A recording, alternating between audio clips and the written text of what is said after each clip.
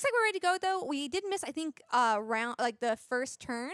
But it looks like what happened is it's Kaisa versus Yi. Very common matchup, one might say. And Yep. it looks like Kaisa went first. Had that Raven Bloom student. We see Stalwart Poro on the Yi side, and then back to that Yordle. But to note, that does mean he's got smaller characters in this Yi list. Yeah, so he's going for that more like mid-rangey kind of style, not necessarily going for that rampy. I mean, I think both of the decks do have a top end heavy side of things, right? You're just trying to play all of these low cost characters just Hmm. to be able to get those early points, stave off your opponent, make things a little bit more difficult for them, just to give yourself that space so that you can get into the late game. And then I really like the choice of the Vile Maw. Hmm.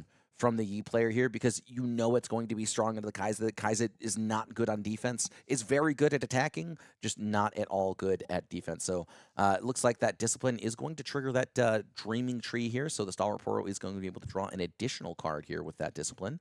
And it's going to be up to Hero here to find a response to this. And it looks like he's not. So discipline does resolve, it seems like. Yeah, discipline does look like it is going to resolve. I think an interesting thing to note, I talked to one of the other people before coming here. I was told that this was being Aurora Yi. I don't know if maybe we mixed something up, but I was told it was supposed to be Aurora Yi. So you normally don't see these like small characters in Aurora Yi, but I did hear when talking to some of the players on the field that they had seen some players playing a couple two drops, a couple two costs, with that. But so discipline resolved. It went up. It brought it up to a 4, but it looks like we're gonna be hex teching for 3. It gets defied. And yeah, that Poro is going to be able to take that base or battlefield rather. And Uh, this Poro, I think, is really, really, really interesting for Yi. And it's because it also has shield, which really is going to pair well with that, the Yi's ability. So Yi is already while defending +2, but Poro is also +1 while defending, which makes him, even though he only costs 2, a 5 when somebody comes up into this Dreaming Tree. Yeah, and I know you're not a Magic player, but for me, that just feels like a Tarmogoyf. Yeah, I have no clue what that means at all. It costs 2 mana, basically has 5 attack. Well, with this Pierogi, it's a 6, and I don't think you have an analogy for a 6. Still Tarmogoyf. Oh, still Tarmogoyf. Never mind. I was proven wrong. It's magic. So Tarmogoyf gets +1 for each different card type in your graveyard, and there are well over 6 of them. Usually it comes at around 5 attack. Okay. Okay. Interesting. Interesting. Hmm. I'm interested as well to see if what Hero is going to do here, because obviously Vilema is not great for Kaisa. We all can agree on that. You're not able to retreat back from it, and Kaisa definitely likes to play a little bit like a back and forth into the battlefield, take a point out of the battlefield. I'm safe. And it doesn't get to deal with Biomall, but Yordle, it's not too big of a deal if we lose it, but it would be nice to still take Dreaming Tree. But as I said, Yordle's not the biggest deal, so we see him come up into that Vile Maw. We still have 4, which could be a Kaisa, but it looks like we're going to spend 2 to make Deflect Poro and 2 to make the Watchful Sentry. So we're starting to make a little bit of a wide base here. Yeah, and I like this wide base here for the Kai'Sa player. I mean, it really feels like as these turns continue, your options and availability for things to do just become more and more limited the longer the game goes. And like you had alluded to, while the Yordle doesn't really matter if you lose it, you just kind of want to keep the Yi off the Dreaming Tree because they have so many different ways to target their own units. And so, yes, you do have retreat to get yourself out of that dream or out of Vilema's layer if you so need. But also just kind of like putting Yi's cards into the Vile Maw layer, you don't really feel bad Mm-hmm. about. Uh, yeah, it's not the biggest deal because you still can defend with that +2. Kiana, really interesting. See, I am thinking it's more what you were saying, like maybe like more mid range, and you normally don't see Kiana in Aurora. So I'm agreeing with you here. Though I do Okay. think Kiana's annoying into Valmaw.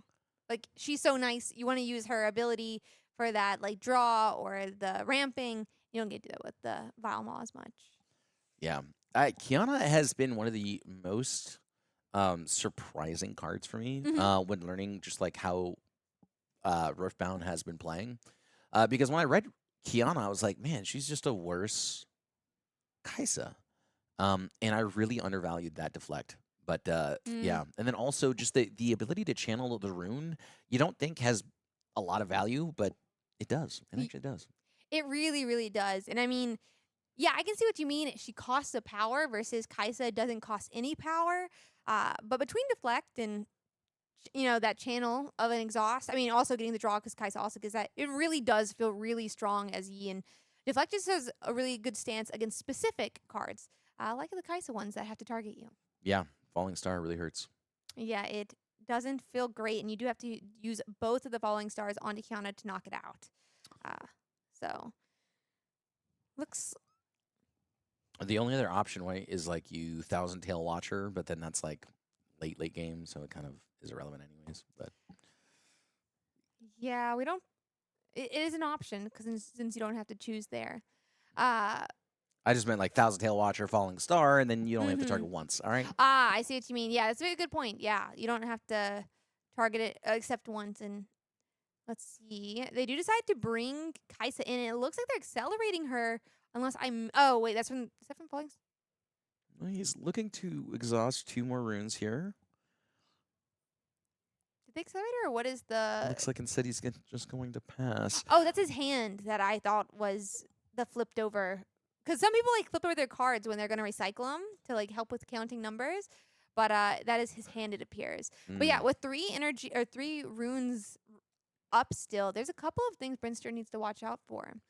Void Seeker, definitely one of them. I mean, we just saw one of the Hextech Rays and one of the Falling Stars. Usually they don't run more than one. Sometimes they run 2 Void Seekers. I've seen a lot of lists cutting it completely, as it's not felt great. Flash has just been such a devastating card to deal with. Okay. And yeah, when you Void Seeker and then they just flash, you're like, oh, I spent 3 mana to draw a card. At least you get to draw the card.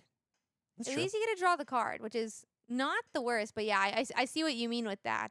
I don't know. I got to be honest. It kind of feels like the worst. It I feels mean, really 3, bad. yeah, it doesn't feel great. But it's card draw. It's card draw. Let's see. It looks like we're deciding to bring Kiana up into the Vile Maw. Interestingly enough, it makes sense to me just because he wants to be able to use that Clockwork Keeper to make that trade. So, very good battlefield usage here from Hero. I really like his patience. He kind of understood that like this Yordle is probably going to get challenged by the Kiana, and didn't really want to give her the option to go to that Dreaming Tree. So I like this a lot. And then, yeah, I mean, I think Brinster is just playing towards outs here. I think this makes perfect sense. So I'd like to see him also go into that Dreaming Tree. I know he's a little bit precarious here because there is just 3 runes available, but it looks like he's not going to do anything. Oh, no, now he's reconsidering. Well, right now they're both trading. It's 1 and 1. 2 to 1. Oh, 2 to 1. Sorry, for some reason I'm like misreading. It does look like we're gonna see that Stupefy come from Hero, which will make it 1 to 1. But yeah, I'm silly. Yeah. And so there's that trade, and then he's going to be able to draw an additional card through that Watchful Sentry. And Stupefy, I think one of the most powerful cards right now in all of Riftbound. What do you think about it? I mean, it's -1, and you get to draw 1, which is not it. It feels nice. It feels nice for sure. I just think that Dreaming Tree kind of breaks the card. Oh, but I mean, like when you're using it aggressively, you still it doesn't do it. But yeah, I see what you mean. I think Dreaming Tree in general sometimes is like, I mean, like your discipline becomes a 2. You're on guard. You get a draw off of. There's so many nice, even when you're playing it for yourself, Right. cards there. I definitely agree with that. And it looks like we're gonna discipline. No, Find Your Center. I don't know Find why Your Center. I said that. Find Your Center. It is a 3, but if your opponent is within, I think it's 2 points, 3 points of being able to win, Yeah. then 3. it goes down to 1 cost. Yes. 3 points. Yep. Yeah. So if they're at 5, which he is not, it costs 1. So does have to use that 3 ink there, but at least he now has a Kiana on that Vile Maw's layer. And if I'm Hero, I really just don't want to go in there. I think really the only option for me if I'm going to go in there is probably play like a Thousand Tail Watcher, maybe send in the Poro, just try and see what my opponent's going to do beforehand. But other than that, it really doesn't feel great to try and go in there. So I think Hero agrees, and he's just going to start off by trying to draw a card here through this Kiana and get that point there. So it looks like that is going to be the case. And he still has full all of his runes available. Yeah, I think that's like a great play by Hero just because like it's so risky with 4 runes up to go into that Kiana, who is still a 3 when you're attacking with, because of the ability of Yi. Even with Watcher. I was meaning like if you had done Watcher first and then gone in, she's still a 3. Right. Yep. So now he's just going to exhaust 2 runes. It looks like. Yep. Okay. It's going to be a Raven Blue Symphony. He's very afraid of that 4 available runes here. So the Darius is going to be the Ooh. one to come down here, and I like this a lot. I think the Darius is a great answer for the Kiana, because now it's going to take a little bit. No, I guess it's a 6 now, and then if he disciplines, it becomes an 8. So still a little risky. You have to send in both the Poro and the Darius to feel a little bit safe here. So that's 9. But yeah, I mean, now if you're Brinster here, how are you responding? What's your ideal response to this? You know, we're 6 into 9. Good point in that.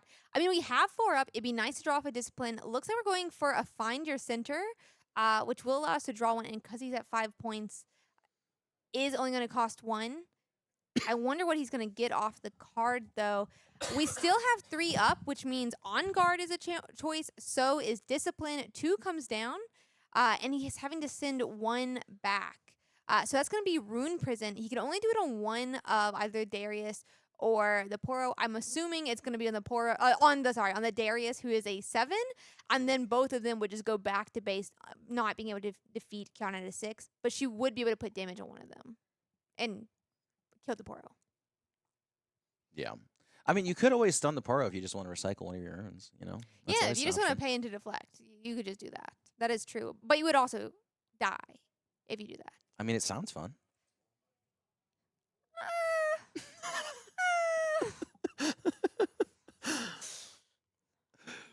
Yeah, no, it's. We I mean, come to these big tournaments to win, SauceKay, to win.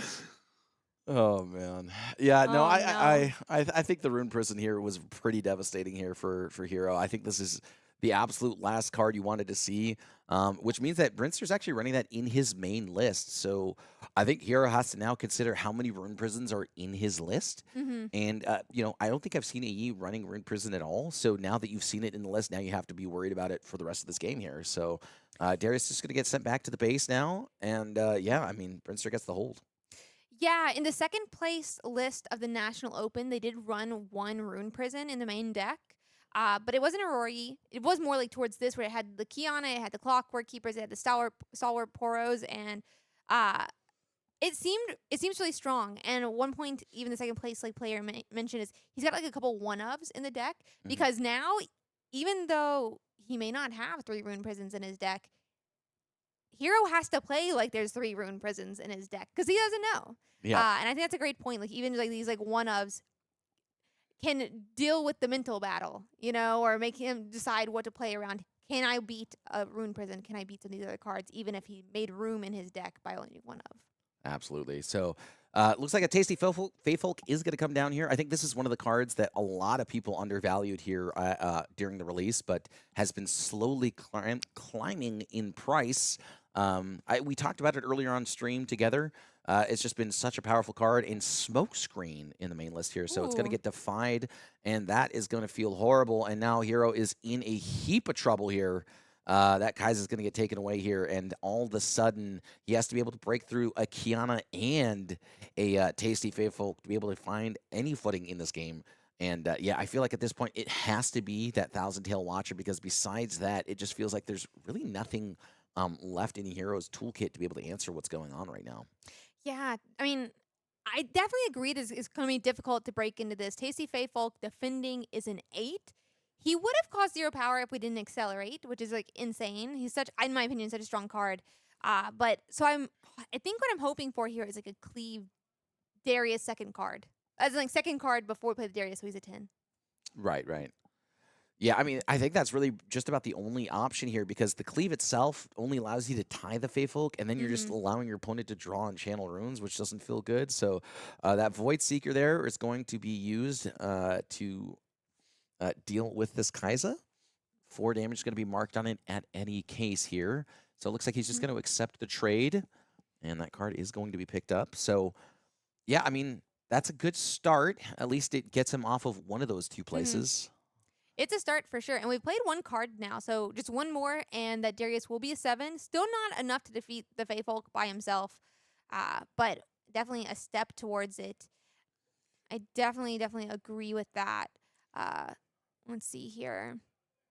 So Singularity might be a good option here. I know that the There are players talking about running it as Mm-hmm. a one of in the main board just to force your opponents to play around that kind of effect. But that said, that would require him to recycle 2 more runes this turn, which would not feel good at all, considering you do need to be able to get to that 10 rune threshold that time warp requires you to get to. So Ravenbloom student is going to go into that Yeah. Vilemaw's lair, and yeah, I think Hero just doesn't have an answer for this Feyfolk because if that 1 mana is that, Ooh. looks okay. He may very well, it looks like. Yep, I actually like this a lot here. So he's just going to use the Thousand Tail Watcher, going to have it enter play exhausted, but that Darius kind of takes the place, right? So Mm-hmm. yep, It was a little risky. We were a 7 versus a 5, and there was 1 up. So on guard could have like set it off, but we take it and we get the battlefield. And I think that puts us up to a 7, which means now Brinster needs to take or at least free up both battlefields, or we're gonna win the game. yeah. I mean, this is definitely the nightmare scenario here. So Brinster has to figure out something a little bit quicker than he would obviously like to. Really, the only units that he can accelerate out is the Yi, and then something else here. But yeah, I mean, Hero at 7 points is not what you want to see if you are this Yi player. I think that break here from that Thousand Tail Watcher, which we thought that he didn't have because he just played that Void Seeker, we assumed that he was going to accelerate it, but he didn't. So Deadblue Predator is going to come down here, but he's only got 4 more runes remaining, which tells me that he doesn't actually have an answer for this Ravenbloom student. So yeah, I mean, what can you do with 4 in body that would let? Okay, so he's gonna use discipline. Hopefully, I guess he's trying to draw a challenge. I think that's the only thing I can think of. Ah, challenge would definitely be nice here. Yeah, I'm trying to think if there's really anything, and it looks like we don't hit anything either, and we're gonna go straight to game 2. So great job by Hero getting that win here as Kaisa into the Yi. I like this version of Yi personally. I like the Kianas. I like the Tasty Fey Folk. I love Dead Bloom Predator honestly in Yi, though it is in both types obviously. Yeah, that is right. Well, yeah, we could have Sea Charm. That's a good point as well. Yeah, I've seen a lot of Y's cutting the charm though. Interesting. Yeah, because if you charm and then they go ride the wind, and then you're like, oh yikes. Yikes. Um, yeah, it'll be interesting to see how the lists match up here, but we'll have to see what the Yi does, what cards they put in, what cards Hero deals with. There's a lot of different, different cards we could see them put in. I'm interested to see what exactly they do, but I think Yi and Kaisa. I mean, it's a very common matchup, but it's always interesting to watch. Right. This chat's telling me that no one cuts charm. Okay, Um, I love it. But yeah, okay. So I mean, for me personally, I think game number 2 here, you're going to be on the play here. What is the best battlefield for the E player? I forget the standard E ones. I believe it's s- Dreaming Tree, Godwillow, and then Vilma. Right? yeah. Well, so Green Tree. Wait. So the Yi list that ran similar to this was Vilemaw, Godwillow, and Obelisk of Power. And Okay. when you go first, you run Godwillow with the idea that like you really want to hold, no matter what is Yi kind of, but also by holding, we're generating more cards, and then you kind of offset how much Kaisa is going to be drawing, and so Right. it's really going to help the Yi get into that. And then Kaisa, I mean, there's a couple different like options. I know sometimes they like playing start to peek into the God Willow just because if they're gonna hold God Willow, you're gonna hold start to peek, and then they can deal with some of these, try to offset that. Makes a lot of sense here. So both the battlefields have been set down. So yeah, I kind of tend to agree with you here that is going to be that Godwillow Grove. I think it's definitely the strongest battlefield that is available right now. So yeah, Hero definitely considering his options for the sideboard. I mean, I assume you're probably going to want to get at least one more smoke screen if it's Reaver's available. Row. Sorry. I think Reaver's Row has actually been a very good card here for Kaisa just because you are very, very good on the attack and just not nearly as good on defense. So just being Mhm. able to retreat your unit, send it back to the base feels good. Yeah, I feel like one of the problems though is that E really likes Reaver's Row as well, Mm. which could have some problems. But that being said, we can save more of our board this way as Kaisa so that we have more people in base when we're ready for our time warp turn. So be interesting to see how it plays out. All right. Love to see the players cutting the rune decks. Um, yeah, I'm not really sure what kind of advantage you can get from stacking your rune deck. You get to use your power effectively. I mean, you can still cut it though. It's not a big deal. Any deck you're allowed to cut if you want to. Yeah, no, I don't think there's anything wrong with it. I was just like if I was a cheater, like what advantage would I get from cheating with my rune deck? I mean, maybe not with Kaisa, but I know like sometimes when I'm playing Annie, I'll like hit all purples and then I can't play my Void Seeker. Okay. Not that I would ever stack it. I'm just saying, like, there are, I guess, like moments like a really early game where you might need like at least one of a color or something. But yeah, we are looking at the mulligan right now. I think mulligans are really interesting in this game. I mentioned a little bit earlier, but for people who are just coming in or are new to Riftbound, the mulligan in this game is a little bit unique. You're only allowed to so you draw 4. You can choose up to 2 to mulligan, and they go to the bottom of your deck, and you draw the next 2 cards. There's no shuffle. The 2 you mulliganed away are just going to stay at the bottom of your deck, which means you may not see them again, but also the ones that you drew, you are going to draw either way. So even if you draw into the worst cards possible, you are going to draw into them either way. This is true. Let's see. So we did get Clockwork Keeper. It looks like we did not decide. Well, actually, here, that was a moment that having a green would be helpful. He could not have recycled one. I don't think I would have, though. On turn 1, I'm not going to recycle. Yeah, I'm just mentioning it is a moment, right? But it does look like we didn't do that extra draw. We did hit Yordle for an extra draw, though, on Kaisa. And we're doing a turn 2 Sabotage. So it looks like there's 2 options. Oh, there's 3 options available. You got a Smokescreen, Falling Star, and Cleave. I feel like the Falling Star has to be the right option here. So it is going to get sent right to the bottom of the deck there. And yeah, I mean,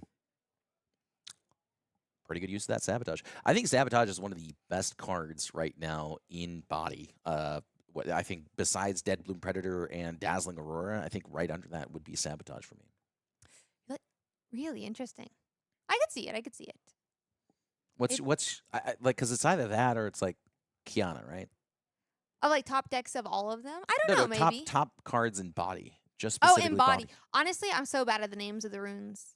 Orange. Is that green? I'm going to tell you something else. I'm also colorblind, so that looks so yellow to me down there. But I do know Yi is orange, so it has to be orange. But I'm staring at that rune, and it looks yellow to me. But I'm colorblind. In orange. Yeah, I guess Kiana's definitely up there for me. I think Kiana's like really, really, really good one. Yeah. But wow, we're gonna take. Oh, so we freed up the God Willow, and we are going to take it with our Yordle. Yep. And then find your center here, just because for whatever reason that is an action, not a spell speed card. Yeah, find your center is an action. Yeah. Well, you can draw off of it. So maybe you need it to draw. You never know. No, it's just mind blowing. Like it's a very good card. I don't know that it needs to also be an action. Is my point. It's good. It's good. Yeah. It's too much sauce, is what I'm getting at. Too much sauce, says Kay. Finger guns. I'm sorry. Chat did not approve. Chat will never approve of the dad jokes. Let's see here. Yeah, just for people who are tuning in, we have 7 rounds today, 2 rounds in the morning, and it will be a top 16 since we are above 256 players in today's tournament. So let's see. We bring down Pit Rookie. It is going to buff our Kiana that we played first. And we actually are going to let Hero hold on that God Willow, which means a whole extra card draw for Hero. Absolutely insane, and that's going to really tilt the matchup in Hero's favor, even though it is really early in the game. That's my opinion. Holding is already so strong, much less when you get even more things from it. Yeah. I mean, for me personally, right, I don't think it's the end of the world here, right? He's playing a turn just to set up here, very obviously, right, with this Kiana plus this Pit Rookie here. He wants to be able to play this patiently just because he understands that, look, I need this Kiana to exist. I need this Kiana to be on that God Willow Grove because otherwise it's going to be increasingly difficult to be able to break through everything that Kaisa has available to it.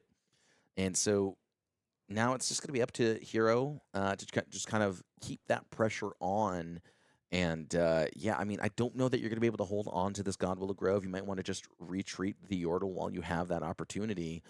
Just going to be able to find a card, see if he has any changing options. And we do see a retreat in hand as well as a couple of stupefies, what it looks like. So he has a couple of options available to him, and I think he's just going to continue to play it patiently here because of it. And yeah, I mean, I feel pretty happy if I'm Titularhero. Yeah, I think I'd be really happy in this position right now. We're up to 3 points. Our opponent is only at 1 point. 1 point. That's singular. But we have more runes to develop our board still. It looks like with 2, we're probably going to be putting down another unit, in my opinion. Yep. Oh, and it's going to be Pouty Poro, who is a deflect unit. Yeah, I mean, he doesn't have too many cards that target your opponent besides Charm and I guess also Rune Prison. I mean, there is Challenge. I don't know that many players are playing Challenge to begin with. But yeah, so we'll have to see how that goes here. Godwillow Grove. Definitely need to break that soon here. And I think Brinster's trying to figure out all of his options available right now. He's going to consider this pit rookie line. And interesting. Just wants to take the trade while it's available. Yeah, it looks so. Reaver's Row offers, when you go into a showdown, the ability for the defending party to retreat one of their units to their base. And Hero signaled, we're staying. So right now it's 2v2. Brinster needs something to win the trade, unless he just wants to trade. But Hero still has 2 mana up, or 2 runes up as well, which could be honestly anything from Smokescreen to retreat, Hex Tech. What are some other ones that Hero might have here? Stupefy. Stupefy is another one. And Stupefy is really good here with the Raven Mhm. Bloom student because it's actually a 2-power swing here. And it'll increase it up by 1 point, like you're saying. Yeah, that's what. Yeah. Yeah, I was just explaining the math. It's like a little baby Aurelia because You she's love minus Irelia 2 now. plus 2. The In blade some way, dance? yeah, in some way. Yeah, I could see that, yeah. Yeah, so Pit Rookie is a 1. Our Raven Bloom is a 3 for the rest of the turn, and we win the showdown. Still 1 rune up, though, for this Kiana to have to deal with. Yeah, and you know what? I actually kind of really like this line here from Brinster. He doesn't really feel comfortable just attacking in here. I think he wanted to try and develop the Yi, and just try and push him off that Reaver's Row because he wants to be able to use that Kiana to conquer as much as possible. And then utilizing that Reaver's Row, you do have the option to just retreat her and then come back in again. So one more card is going to be used here. Definitely don't need to utilize it right now. Looks like it's just going to be that retreat. So it's going to go right back to hand. He's going to be able to channel 1 rune, bring himself all the way up to 8 runes. So Time Warp is available for Titularhero if he decides to do so. He will be at 4 at the start of his next turn if nothing is done about this Ravenbloom student, who is currently a 3. I think retreating on that Yordle is so interesting, in my opinion. Actually, now a 4 because of the retreat. But yeah, sorry. Ah, yes, I see what you mean. But so the Yordle, we get the extra rune, but also now next turn we can still play Yordle to draw another card if we don't have the cards we need, which can be really nice. Yeah, so originally when I was reading Retreat, I couldn't understand why so many players loved it. Mm-hmm. But I realized that essentially the way that it works is that card was going to get sent to the trash anyways. Mm-hmm. So essentially it's 1 mana, get a unit from your trash, channel 1 rune. And then sometimes it has like that added benefit of being able to force your opponent to interact, right? With like Falling Stars and Acathean Rain specifically. Essentially, yeah. So we do know that that hidden card there is block because that is the only hidden card he had in hand. So just FYI. Okay. So he develops a Tasty's Faithful Cure, going to be able to get himself all the way up, and then Hero here is going to be all the way up to 4 now. And yeah, I mean, if you're a Hero, I feel like you're still in a very commanding position. I think this Kiana is a little bit scary, but I do think you have some options available to you if you want to be able to answer it. And then, really, I think the Thousand Tail Watcher is your best answer to what's going on with what Kiana is going to be doing, and that block is going to be able to provide an additional. What is it? Block? It's shield 2 or is it shield 3? I can't remember. let's see here. I think block is, well, we'll just bring it up. It is shield 3 and tank. So if we decided, let's say Watcher occurs, she'd go down to 3, she'd go down to 1. Defending, she'd be 3 plus 3, she'd be 6. So you would still need a big boy on Hero's side to be able to deal with this Kiana. Yeah, and then the buff bringers are all the way up to 7. Just FYI. Um, Because she's a 5. With the buff. oh, yes, she has buff on her. She has buff on her. True. Mhm. She went to the gym. Yeah. It's like see-through right now. So I'm like, I didn't even see it. Very good point. You could see through it. Exactly. We are at 1, 2, 3, 4, 5, 6, 7, 8, 9, 10. Like you mentioned, we're going to 5. Or no, did we get the 4th for hold? 4th, I guess, was for hold. 4th was for the hold there. Yeah. Makes sense. And we are going to play the 1,000 Tail Watcher, like you mentioned. So it does seem like we're going to try to deal with this Kiana somehow. Looks like a cleave is going to come out.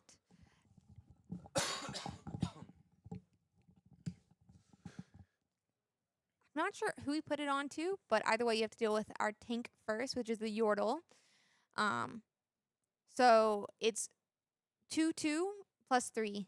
We are currently a 4, a 7 with these. Oh, we only put up Yordle. My bad on that. So we are currently a 5 as the Yordle. And Kiana was already a 4, is now going to be a 7. 7, yes. Yeah, 7. Yep, so that block is going to feel really bad here for Hero. It's just one of those cards that a lot of players do not play around because it's a very uncommon card. And yeah, I mean, just kind of showcasing exactly the power of a card like this here. Very good on the defense. You probably don't run more than one of them in your deck, and then it just makes things a little bit weird to play around. So Kiana is in response going to Smokescreen. Yeah, we have Smokescreen come down now, which is going to take her from a 7 to a 3. Because Smokescreen is a -4, which means with a 5 Yordle, we are currently winning, or did win, the showdown. Yep, and yeah, I mean, that feels pretty bad here if you are Brinster. You spent a lot to try and protect it here. Wasn't able to do so either. And again, that card is going to be denied through that Grove of the Godwillow hold. And now Titularhero is holding both of these fields here. He has a 1,000 Tail Watcher all the way back into space. So if he has that Time Warp in hand, it's going to feel like the game is just over.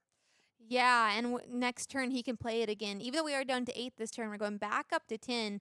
And that could be disastrous for Brinster if he can't take these battlefields back. So... So that Yordle's finally going to get taken away here. And then Yi is going to come down here. Probably take over that Reaver's row as well. And yeah, so just going to pull it right back, which makes a perfect amount of sense here.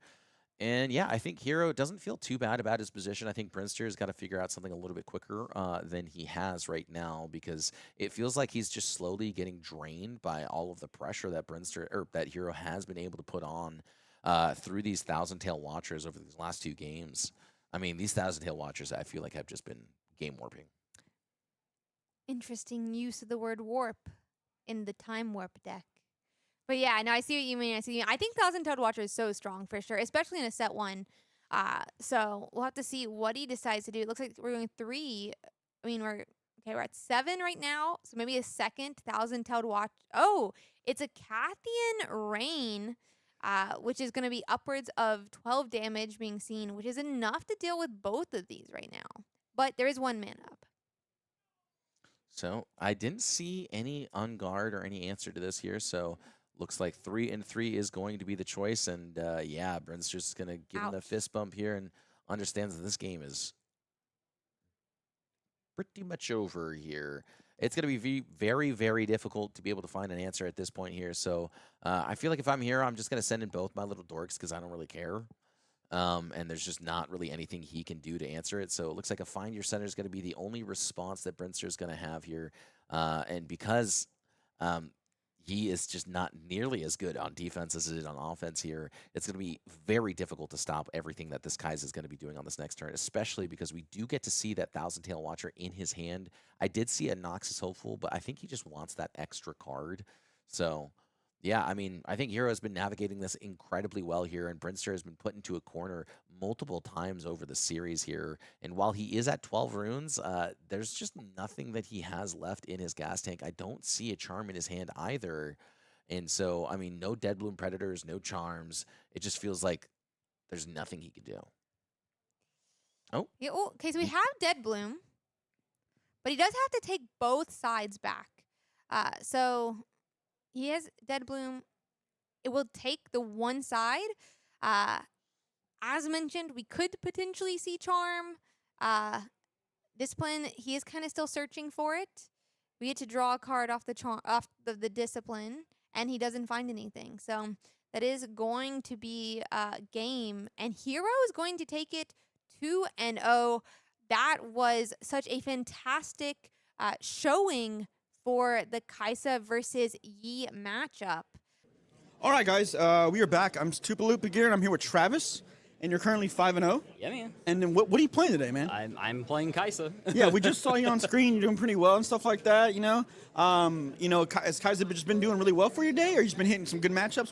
What's been going on? I've hit like the very medium matchup spread. 2 mid-range Master Yis, Okay. 2 Kaisa mirrors, and an Annie. Oh, okay, cool. Probably should have lost the Annie, but you know, You somehow sometimes pulled it you out, get dude? lucky, Yeah, sometimes you do, you pull it The rest out. of the matchups are exactly what you're going to expect coming to a tournament, right? Nice.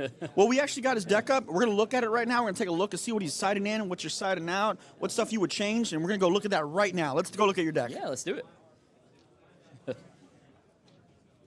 All right, so we can look at now, you know, when you're playing Kai's, you're playing the 6 Fury runes and then 5 of the Mind runes. Yeah, 7-5, yeah. Yeah, so it looks like you're playing, 7. Yeah. You're right. Because +1 is 7. Gotcha, yeah. Looks like you got a pretty good setup going here. You got 2 smoke screens in there. Yeah. The whole idea is, I mean, again, there's nothing like crazy, right? The biggest difference from the lists we saw from like the Shanghai Nationals and stuff is I just pulled down a little bit.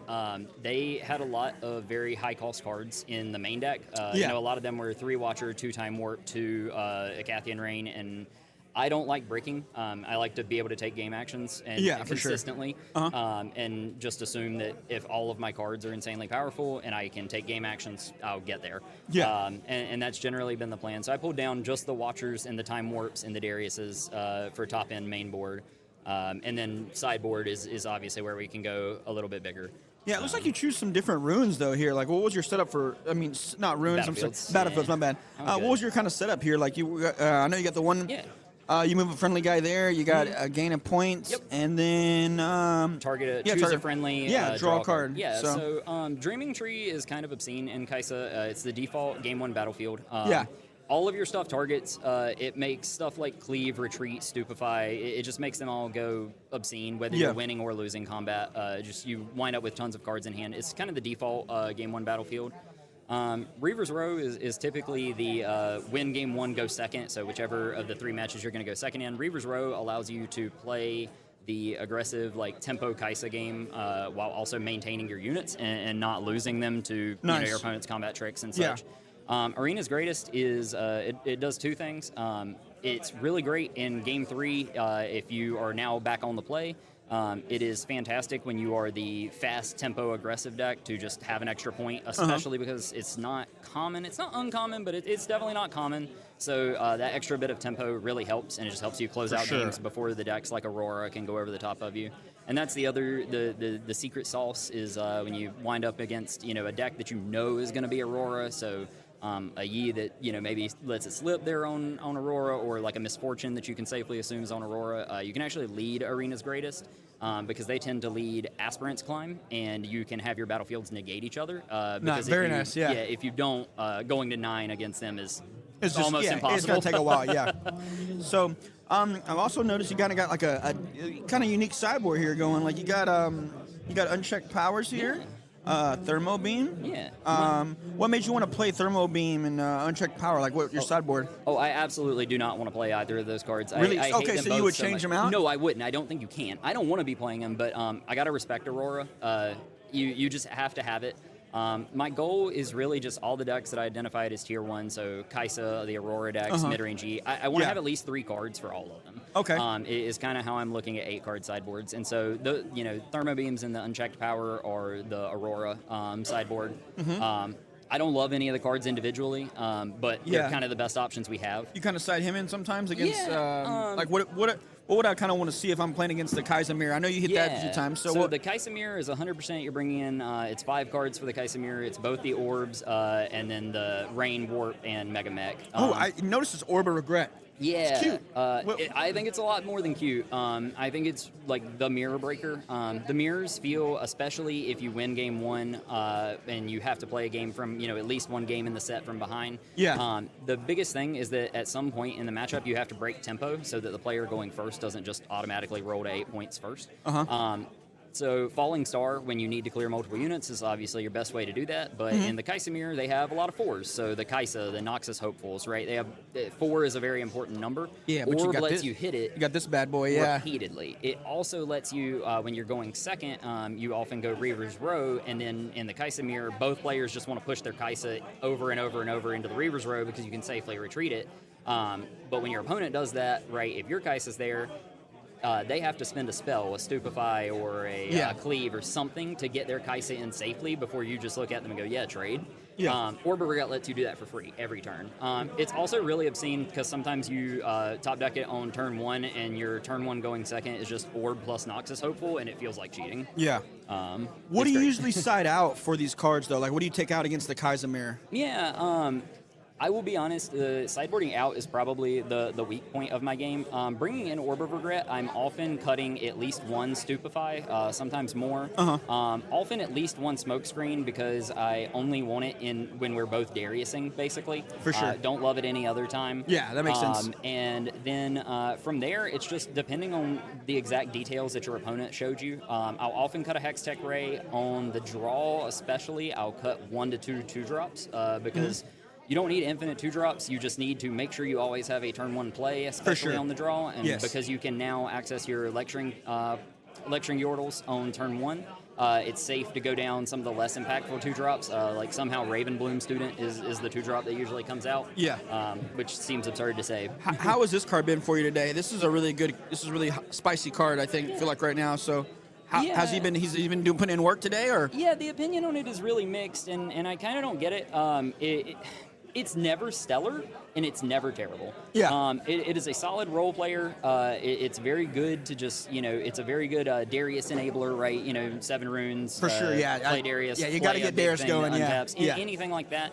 And it's also just, it's a really efficient body that if your opponent is not playing the Orb of Regrets, especially in the mirror, again, that 4 might, really important break point. So having access to more 4 might units is really good. And like I say, it gives you that high role play of, on the draw, Orb of Regret, Noxus Hopeful turn 1, and it does genuinely feel like cheating. Sure.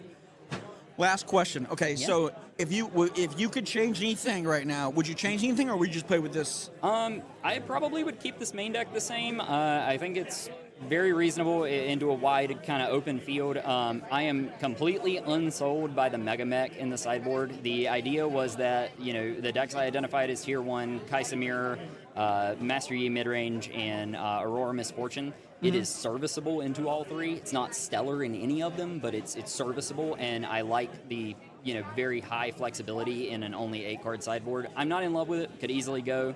And the Unchecked Power is... It's weird. It's very powerful. It can win you games no other card can, but it does kind of require your opponent to not play around it. Yeah. If your opponent has identified that is something that is available to you and they choose to play around it, you will not get value out of it. So I don't know what else they would be, honestly. I think I decided on the Mega Mech at like 1 a.m. It's... Yeah. So those would be the cards. I don't think I would touch the main deck. I know some people are down on Smokescreen, but... I think Master Yi midrange requires you to have access to Smokescreen, so For sure. I'm still on 2. Well, man, I appreciate you doing a deck tech with us. As, again, good luck to you, and you're currently 5-0 right now. Yes, sir. We're about to go in the 6th round. We'll have the 6th round up for you guys soon. We're gonna bring you more Riftbound, okay? And appreciate it again, man. Yeah, thank you so much. All right, bye guys.